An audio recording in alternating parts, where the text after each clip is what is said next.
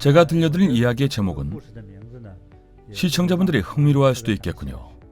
바로 간병인과 노인입니다. 간병인과 노인, 뭔가 부적절한 느낌 아닙니까? 제 이야기를 처음부터 잘 들어보시기 바랍니다. 류시성을 가진 노인이 있었습니다. 그 당시 중국에서는 자녀를 한 명만 낳을 수 있었죠.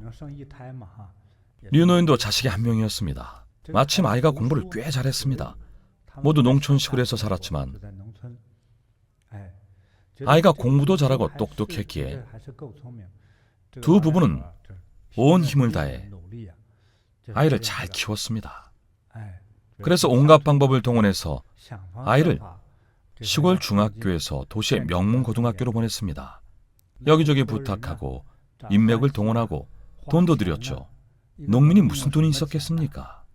류 노인이 아무리 성실해도 농장에서 채소를 판 돈이 얼마나 되겠습니까? 그러니 얼마나 노력했겠습니까? 별다른 기술도 없었습니다. 그저 도시에 가서 플라스틱 병이나 유리병 등을 주워다가 수거한 물건을 폐품으로 팔았습니다. 이런 노인들 대부분은 별다른 기술이 없어 이렇게 돈을 벌곤 하죠. 결국 이런 방법으로 자식을 대학까지 보냈습니다. 아들이 대학에 입학했으니 이제 또 학비를 내야 했습니다. 고등학교와는 차원이 다른 액수였죠. 노부부는 죽을 힘을 다해 일했습니다. 그러다 결국 아들이 대학을 졸업하기도 전에 류 노인의 아내는 기력이 다해 몸져 눕고 얼마 후 세상을 떠났습니다. 피로가 쌓여 병을 얻은 채로 너무 무리한 나머지 일찍 세상을 떠났습니다. 그 후의 이야기를 이어서 하자면 아들의 대학 생활은 빠르게 흘렀습니다. 시간이 쏜살같이 흘러 금세 졸업을 했죠. 졸업 후 아들은 운이 좋게도 현지 도시에서 살던 동문을 배우자로 맞아 결혼했습니다. 배우자가 그 도시 출신이었죠. 결혼 후 그 도시에서 두 사람은 가정을 이뤘습니다. 류 노인은 잔뜩 신이 났죠. 자식이 도시에 가정까지 꾸렸고 도시에 사는 며느리까지 생겼으니 얼마나 기뻤겠습니까? 온 마을 사람들에게 자랑했습니다. 내 아들이지만 참 대단하지? 도시에 사는 예쁜 아가씨와 결혼도 하고 자리도 잡았다네. 게다가 며느리도 대학을 나왔어. 가문의 영광일세. 마을 사람들도 다들 칭찬했습니다. 류 씨는 복도 많아. 류 노인은 사람들의 칭찬에 힘입어 아들과 며느리를 보러 갔습니다. 땅콩이며 대추며 좁쌀이며 이것저것 챙겨갔습니다. 하지만 아들의 집에 도착하자 아들은 깜짝 놀라 어쩔 줄 몰라 했습니다. 특히 며느리는 시아버지를 벌레 보듯 했습니다. 노인네가 손도 잘 안 씻고 양치도 잘 안 해서 이가 누런 것이 비위생적이라며 싫어했죠. 류 노인이 요리하려고 하면 필요 없다고 거절하면서 손도 제대로 씻지 않고 시꺼먼 때가 낀 손으로 음식을 더럽힌다며 구박했습니다. 그런 더러운 손으로 만든 음식은 아무리 맛있어도 비위생적이라며 싫어했죠. 게다가 음식을 내온 후에는 마지못해 시아버지에게 식사를 권하는 식이었습니다. 더 이상 참을 수 없었던 류 노인은 2-3일 만에 서둘러 고향으로 돌아왔습니다. 참을 수가 없었죠. 고향에 돌아와서는 마을 사람들에게 말도 못했습니다. 불효한 아들 며느리 흉도 못 보고 그저 혼자 끙끙 앓았습니다.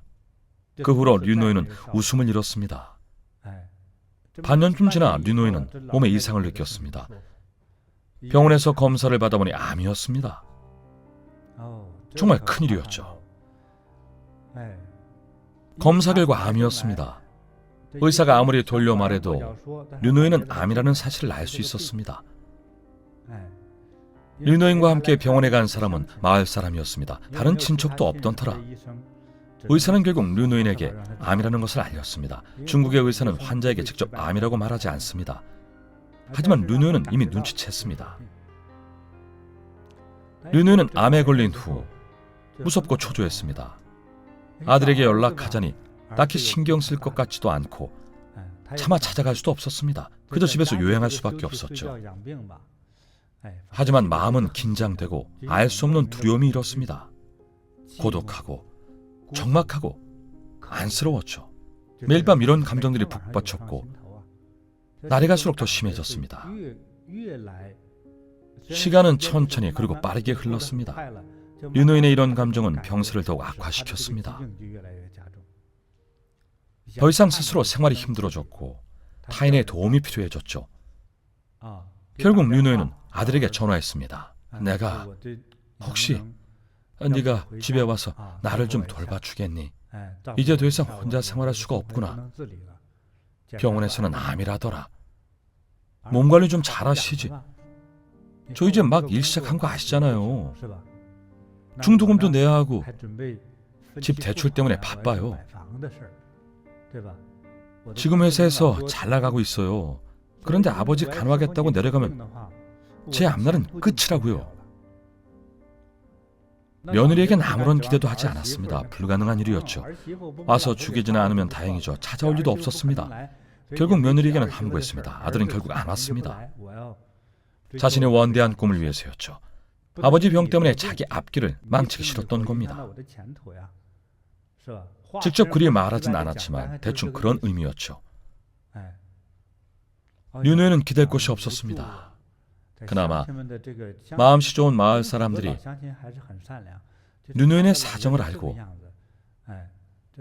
간병인을 구해줬습니다. 소개를 받아 간병인을 고용했습니다. 간병인은 물론 여성이었습니다. 아무래도 여성들이 더 세심하니까요. 간병인은 돈을 받고 류노인을 간병을 했습니다. 착실하고 성실하게 정성껏 류노인을 돌봤습니다. 이미 일상생활도 힘들 정도로 병든 류노인을 정성껏 돌봤습니다. 간병인은 무척 세심했습니다. 하지만 단순한 고용관계였을 뿐 다른 관계는 없었습니다. 때가 되면 식사를 준비하고 치우고 정리하며 세심하게 돌봤습니다. 류노인도 상당히 만족했습니다. 그런데 얼마 후 뜻밖의 일이 일어났습니다. 행운이라고 할 수도 있겠군요. 중국이 빠른 경제 발전을 이루면서 도심에서 크게 멀지 않은 류노인의 주거 지역이 정부의 투자 지역으로 선정돼 대규모 공장이 들어서게 됐습니다. 마침 류노인의 집이 개발 계획 구역에 포함됐습니다. 투자회사에서 그곳을 매입했죠. 농촌의 집들은 토지 면적이 넓어서 류노인의 집이 있던 땅도 글로벌 대기업이 매입했습니다. 아주 후한 가격으로 매입했죠. 어림잡아도 약 10억 원이었습니다. 새로 집을 구하고 정착하는 비용으로 보조금을 지급했던 거죠. 당연히 류노인은 기뻤습니다. 그동안은 암에 걸렸어도 약 살 돈이 없어서 그저 버티기만 했으니까요. 이제 돈도 생겼으니 약도 사 먹을 수 있습니다. 사실 그동안은 간병인 비용도 못 받고 빚만 지고 있었습니다. 그래서 병원비와 간병인 비용, 생활비로 약 2억 원을 썼습니다. 그러나 병은 호전되지 않았죠. 결국 1년쯤 지나 류노인은 세상을 떠났습니다. 류노인은 세상을 떠나기 전에 유언을 남겼습니다. 목돈이 생기지 않았습니까? 그래서 변호사에게 자문을 구했죠. 변호사는 류노인을 직접 찾아와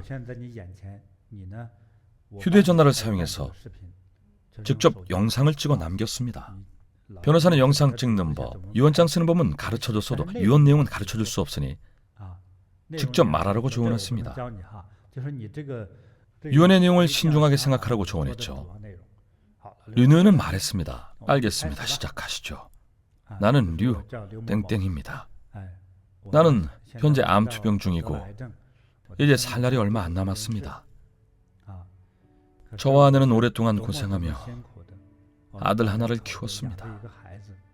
저는 농민이었지만 제 아들은 대학에 보냈죠. 우리 마을 출신 중에 유일한 대학생입니다. 우리 부부는 온갖 심혈을 기울이며 마을의 그 누구보다도 더 열심히 노력했습니다. 저는 아들 학비를 대느라 여러 번 피를 팔기도 했습니다. 아무리 수치스러운 일도 아무리 힘든 일도 마다하지 않았죠. 정말 소처럼 일했습니다. 그러나 이렇게 실망하게 될 줄은 꿈에도 몰랐습니다. 우리 아들, 하나뿐인 아들이 며느리가 들어오자 부모에게서 등을 돌렸고 아내마저도 일찍 세상을 떠났습니다. 이제 나 혼자 남았군요. 우리 아들은 도시에서 결혼하고 자리도 잡았습니다. 아들 집에 가서 며칠 지내며 행복이란 것을 느껴보려고 했지만 며느리가 어찌나 싫어하던지요. 아들 녀석은 계속 외면하고 피하기 바빴습니다. 그렇게 저는 쫓겨났습니다. 엎친 데 덮친 격으로 집에 돌아온 후에 계속 마음이 불편하더니 병원에서 암이라고 하더군요.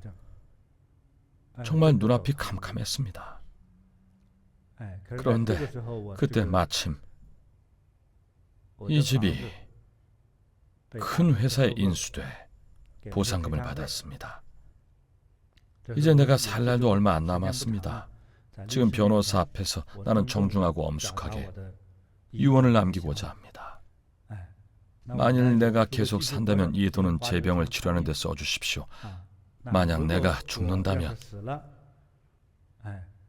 5천만 원은 나를 위해 도움을 주신 마을 사람들에게 나눠주십시오. 그 외에 남는 모든 재산은 내가 고용한 간병인에게 전해주십시오. 비록 돈을 주고 고용한 사람이지만 내가 가장 도움이 필요할 때, 아들조차 나를 외면할 때 내 곁을 지켜줬습니다. 며느리는 못된 여우 같았죠. 따라서 이렇게 유언을 남깁니다. 이 돈이 배은망덕한 아들에게 전해지지 않길 바랍니다. 나는 변호사 앞에서 이와 같이 유언하고 선서합니다. 아니나 다를까 류노인이 세상을 떠나자 아들 내외가 찾아왔습니다. 돈 냄새를 맡고 온 거죠. 대기업에서 집을 샀다는 소식을 들었으니까요. 찾아보니 류노인은 이미 세상을 떠났습니다. 물론 마을 사람들이 연락을 했죠. 슬퍼서 찾아온 게 아닙니다. 아들은 마음이 혼란스러워서 마음껏 울지도 못했습니다. 장례가 끝나면 돈을 챙길 생각이었으니까요. 마을에 간부가 변호사를 데려와 유언이 담긴 영상을 아들에게 보여줬습니다. 말도 안 돼. 아버지가 돌아가셨다고 해도 고소할 겁니다. 내가 법적 상속자잖아요. 당연히 변호사는 이렇게 말했습니다. 소용없어요. 아버지가 당신을 위해 그렇게 고생하셨는데도 평소 거들떠보지도 않았죠. 결국 당신 때문에 돌아가신 겁니다. 참 불효막심한 아들이군요. 아버님이 이 영상에 남긴 유언은 그 누구도 바꿀 수 없습니다. 그래서 남은 5억 원은 아버님 유언에 따라 마지막까지 아버지를 돌본 간병인에게 돌아갔습니다. 저는 이 결말이 합리적이라고 봅니다. 적어도 불효막심한 아들에게는 단 한 푼도 줄 수 없죠. 온 마을 사람들은 아들에게 나쁜 놈, 배은망덕한 놈, 철부지, 냉혈한이라고 욕했습니다. 아들을 호되게 꾸짖어 다시는 고향에 못 오게 했죠. 이 일화를 생각하면 저도 참 화가 납니다. 아들의 무정함에 실망한 노인이 그나마 운이 좋아 마음씨 착한 간병인을 만났습니다. 비록 간병인은 예상보다 훨씬 많은 이익을 취하긴 했죠. 하지만 가장 중요한 것은 류노인이 남긴 유언입니다. 충분히 이해됩니다. 사람이 나이가 들면 병과 고독함이 두려워집니다. 거동이 불편하고 경제적 수입도 없으니까요. 체력도 머리도 예전 같지 않습니다. 이때 걱정이 제일 많습니다. 자기 자신이 걱정되기 시작하고 누군가의 배려와 관심이 필요하죠. 하지만 그 아들과 며느리는 신경도 안 썼습니다. 정말 기가 찹니다. 이야기를 마친 지금까지도 한숨이 절로 나옵니다. 원수의 그 어떤 원함보다 미움의 그 어떤 저주보다도 잘못된 내 마음이 내게 주는 재난은 이보다 더 큰 것이 없다. 법구경 중에서.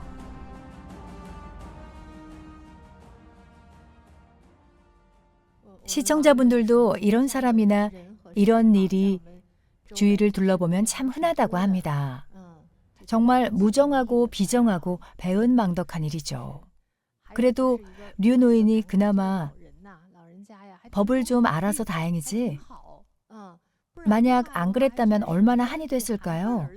아마 더 심한 화병으로 돌아가셨을지도 모릅니다. 사회생활을 하다 보면 이런 이야기를 자주 듣는데요. 노인들이 이런 결정을 하려 하면 아들이나 며느리가 참 뻔뻔하게도 소송을 걸거나 다른 일을 꾸민다더군요. 정말로 시골 사람이라서 이런 법적 절차를 몰랐더라면 양심도 없는 아들과 며느리에게 피 같은 돈을 전부 빼앗길 뻔했네요. 맞아요.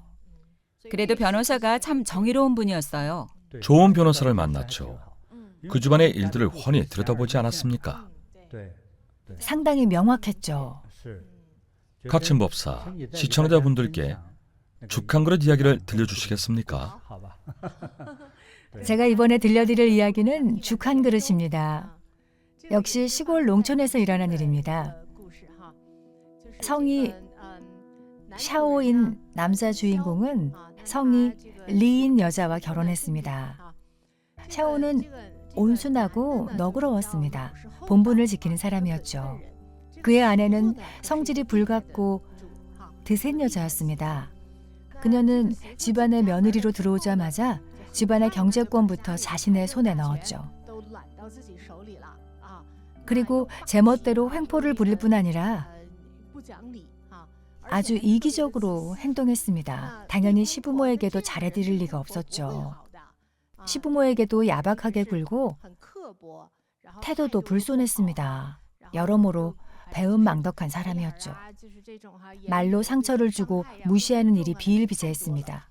그래도 온순하고 너그러운 남편은 아내를 탓하지 않았습니다. 시부모 역시 온순하고 본분을 지키는 분들이어서 화를 꾹 참고 지냈습니다. 몇 년이 지나자 시부모는 우울함을 견디지 못하고 그만 세상을 떠났습니다. 이제 성질 사나운 며느리는 온순한 남편과 둘이서만 함께 나날을 보냈습니다. 그런데 무슨 이유 때문인지 결혼한 지 20년이 되도록 아이가 생기지 않았습니다. 특히나 농촌 같은 시골에서는 어느 집이든 다 아이를 원하죠. 남편은 아이를 무척 원했지만 방법이 없었습니다. 남편은 성격 자체가 온순하고 유약한 편인데 아내는 드센 성격이다 보니 차마 이혼 얘기도 못 꺼내고 달리 방법이 없었습니다. 그저 지켜볼 수밖에 없었죠. 두 사람은 병원에 가서 검사도 받아봤지만 둘 다 생리적 문제는 없었습니다. 원인을 알 수 없이 아이가 생기지 않았던 거죠. 병원에서도 아이가 안 생기는 원인을 딱히 진단 내리지 못했습니다. 누구에게 도움을 청해야 할지도 몰랐죠. 그러던 어느 날 사나운 아내는 마을 사람들로부터 도시에 점을 치는 도사가 있는데 아주 용하다는 소식을 들었습니다. 그래서 그 도사를 찾아가 어찌 된 일인지 물어보기로 했습니다. 아내는 남편과 함께 도시로 가서 그 도사가 점을 보는 자리로 찾아가 도사의 앞에 앉았습니다. 도사는 소문대로 정말 용했습니다. 부부를 보자마자 알아챘죠. 도사는 아주 조심스럽게 사나운 아내에게 말했습니다.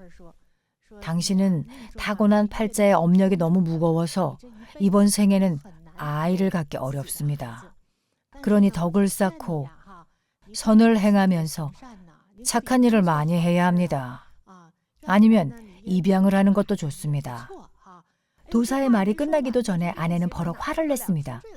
뭐? 내 업력이 무거워? 무거운 건 네 업력이겠지. 쾅 하고 자리에서 일어나더니 도사에게 복채를 주기는커녕 도사가 점을 보던 판까지 뒤집어 엎어버렸습니다.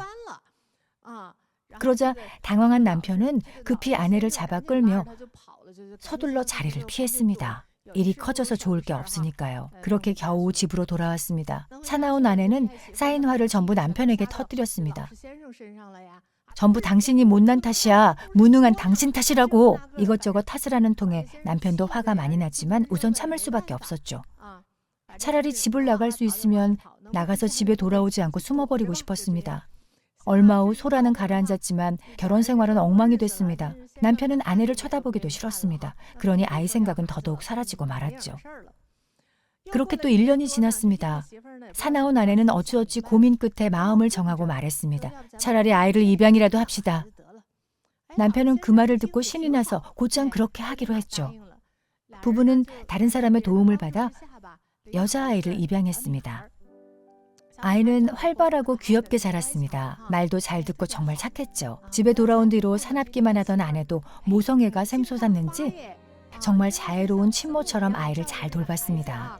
매일 웃음이 가득하고 큰 소리를 내는 일도 줄어들었죠. 현모양처가 되어갔습니다. 남편도 정말 기뻤습니다. 아내가 좋게 변했으니까요.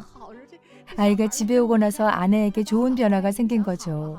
집에 오면 웃음꽃이 피고 새 식구가 정말 행복하고 화목하게 잘 지냈습니다.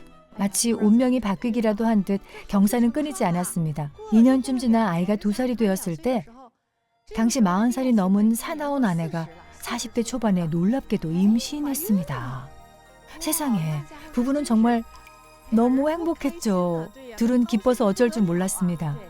조심조심 10달이 지나 출산을 하고 보니 오동통한 사내아이가 태어났습니다. 더욱 기쁘지 않을 수 없었죠.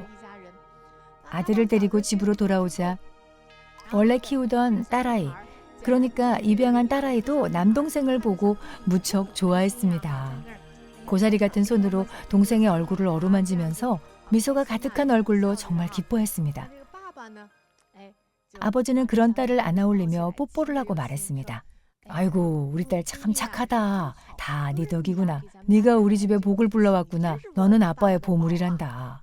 네가 집에 온 뒤로 집에 좋은 일만 생기고 남동생까지 데려왔으니 정말 좋구나. 그렇게 뽀뽀를 하며 안아줬죠.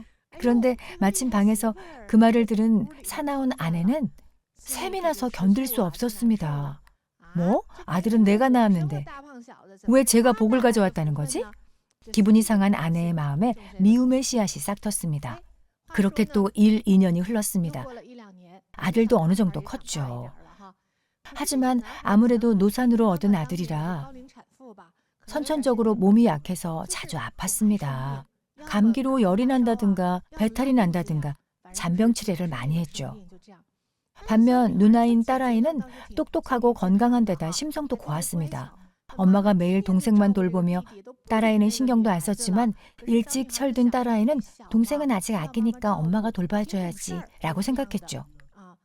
하지만 사나운 아내의 본성은 다시 드러나기 시작했습니다. 속으로 이런 생각을 하고 있었죠. 저 계집애 때문이야. 저게 팔자가 세서 병도 한번 안 걸리고 내 아들만 늘 아프게 하는 거야. 어디 감히 내 아들을 해치려고. 속으로 이런 생각을 계속하다가 끝내 삿된 마음이 일어났습니다. 어느 날 아빠는 집에 없고 엄마와 두 아이만 있을 때였죠. 엄마인 사나운 아내는 옥수수 죽을 끓였습니다. 옥수수 죽은 딸이 가장 좋아하는 음식이었죠. 엄마는 옥수수 죽을 한 그릇 가득 펐습니다. 동생이 생긴 후로 몇 년 동안 엄마는 딸에게 한 번도 밥을 먹여준 적이 없었습니다. 엄마가 딸에게 말했습니다. 자, 우리 공주, 엄마가 죽 먹여줄까? 우리 공주 주려고 끓였어. 정말 맛있단다. 딸아이는 너무 행복했죠. 엄마가 밥을 먹여주다니. 나를 예뻐해주던 엄마가 다시 돌아온 것만 같았죠. 딸아이는 신이 나서 죽을 몇 숟가락 먹었습니다. 그리고 엄마가 말했죠. 동생은 지금 자고 있으니 죽 먹으면서 동생 잘 보고 있어. 죽 먹고 있으면 엄마 금방 올게. 엄마는 슬쩍 곁눈질을 하고 떠났습니다. 사실 엄마는 방에서 나와 주변을 서성이며 방 안의 소리를 엿들었습니다. 한편 방 안에서는 동생이 잠에서 깨어나 누나를 찾았죠. 누나가 죽을 먹는 것을 보자 누나 나도 죽 줘라고 했죠. 동생을 끔찍하게 아끼던 마음씨고 온 누나는 한 숟갈 한 숟갈 죽을 떠서 한 그릇 전부를 동생에게 먹여줬습니다.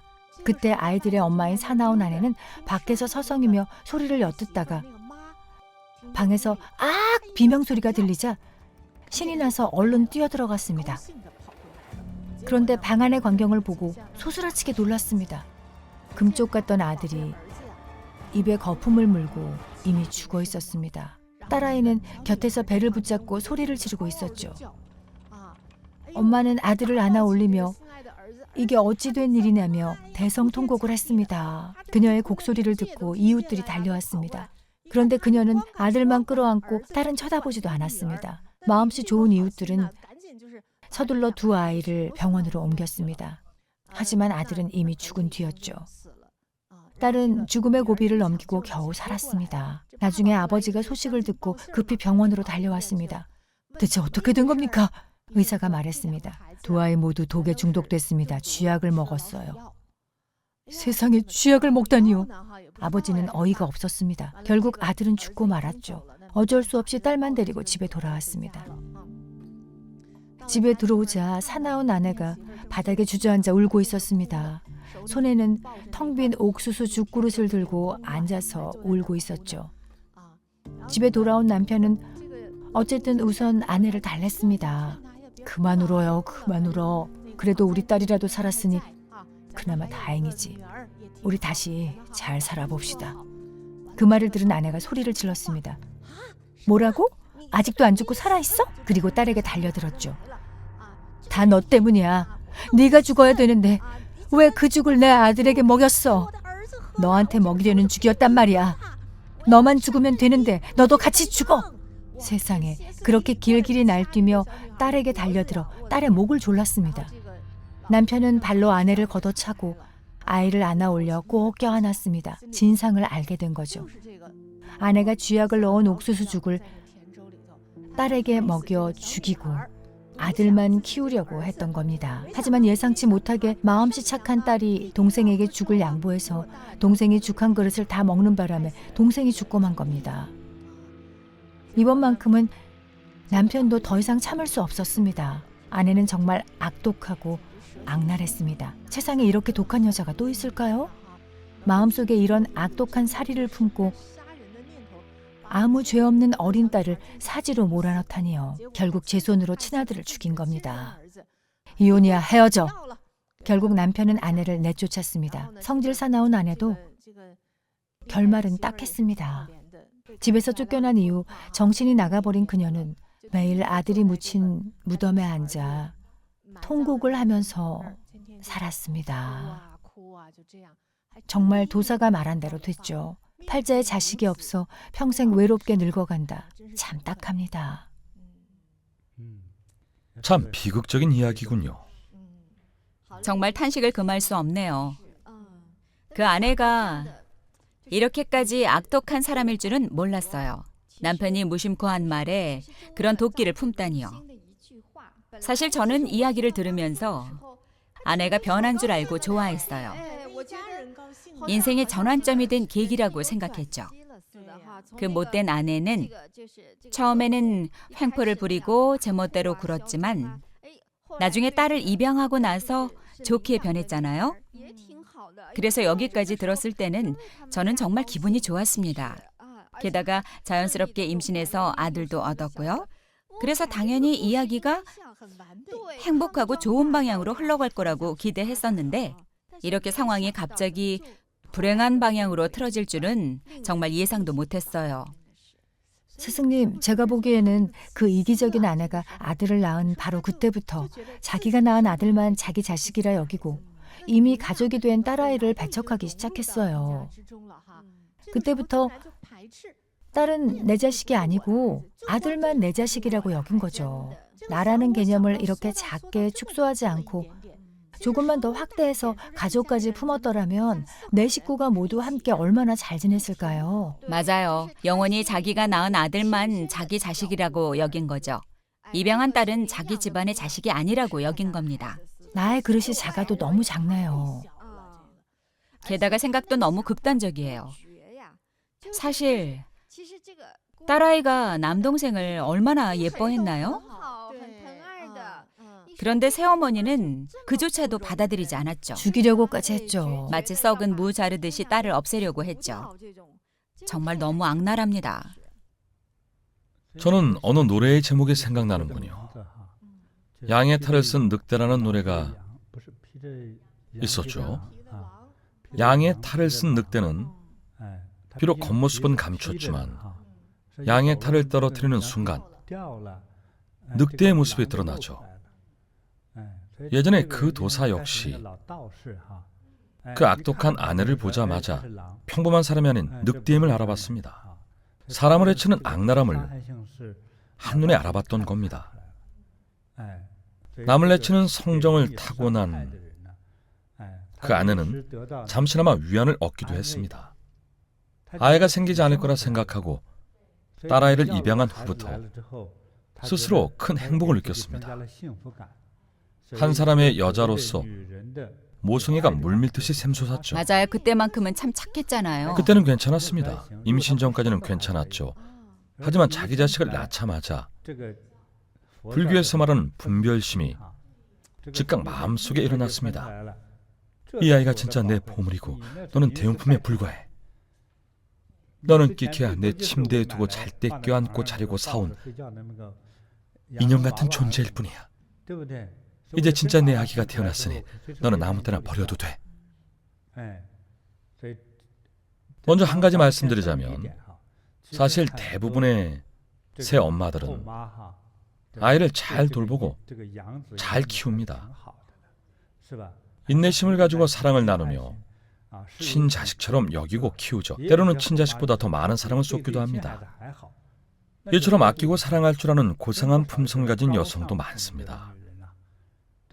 하지만 그 아내는 어땠습니까? 도서도 그 아내를 보자마자 이 사람은 안 되겠다고 생각했죠.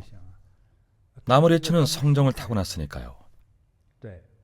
그래서 그 도사의 말을 듣고도 참여하고 뉘우치기는커녕 도사를 공격하지 않았습니까? 무리하게 판까지 엎어버렸죠. 심지어 때리려고까지 했죠. 정말 간도 큽니다. 기껏 자기 돈 들여 찾아갔는데 진실과 거짓 중에 뭘 듣겠습니까? 그런데 진실을 말했더니 도사를 때리려고 했습니다. 만약 정말 그 도사를 때렸다면 어떻게 됐을까요? 더 큰 비극이 일어났을 겁니다. 그 아내는 아주 간발의 차이로 악을 행하고 남을 해치는 마음이 순식간에 마음속에 일어났던 겁니다. 두 분이 한번 분석해 보세요. 이 새엄마가 딸을 해치려고 했던 마음은 어떤 마음이었을까요? 심리를 분석해 볼까요? 제 생각에 그중 하나는 남편에 대한 마음인 것 같습니다. 남편이 딸을 무척 아꼈잖아요. 그래서 딸을 안아주고 고마워했죠. 사실 자식에 대한 아버지의 지극히 정상적인 감정인데도 새엄마는 질투를 했죠. 바로 그때 갑자기 마음을 바꿨습니다. 딸을 더 이상 가족으로 생각하고 싶지 않아 했죠. 자기 가족이라는 범위를 혈연 관계에 있는 사람으로만 좁게 한정했습니다. 예를 들면 부부와 친아들까지만이 자기 집안의 가족이라고 생각했던 겁니다. 제 생각은 그렇습니다. 평범한 사람이라면 그런 악한 마음이 어떻게 생기는지 절대 이해할 수 없죠. 보통 사람이었다면 화목하지 않았을까요? 딸아이가 정말 집안에 복을 가져왔잖아요. 다른 평범한 사람들이었으면 복덩이가 굴러왔다고 생각했겠죠.